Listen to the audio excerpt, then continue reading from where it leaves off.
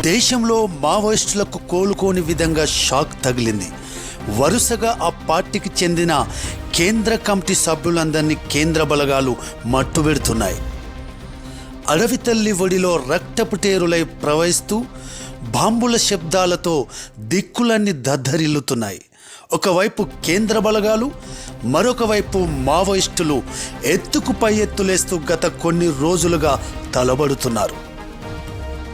Operation కగారులో భాగంగా తుపాకీ గుళ్లకు బలై లెక్కలేనన్ని శవాలు గుట్టలై వెలుస్తున్నాయి.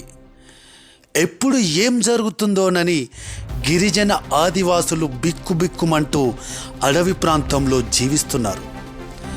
ఒక రకంగా మావోయిస్టులు శాంతి చర్చలకు సిద్ధంగా ఉన్నామని లేఖలు విడుదల చేస్తున్నా కేంద్ర ప్రభుత్వం ఆ లేఖలను లెక్క చేయడం లేదని ప్రజా సంఘాల నాయకుల నుండి విమర్శలే ఎదుర్కొంటుంది.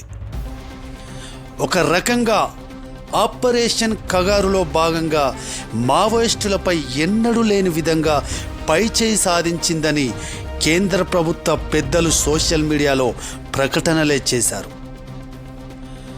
ఒకవైపు కేంద్ర బలగాలు మావోయిస్టుల శవాల ముందు సంబరాలు చేసుకున్నట్లుగా వీడియోలు కూడా బయటకు వచ్చాయి. ఇదేం సంస్కృతి అంటూ ప్రజా సంఘాల నాయకులు బూటకపు ఎన్కౌంటర్లు ఆపాలని నిరసన గళాలు, ధర్నాలు చేస్తున్న పరిస్థితులైతే నెలకొన్నాయి. ప్రస్తుతం సిద్దిపేట జిల్లా కేంద్రంలో ప్రజా సంఘాల, పౌర హక్కుల నేతలు శాంతి చర్చలు జరపాలంటూ కేంద్ర ప్రభుత్వాన్ని డిమాండ్ చేస్తున్నారు.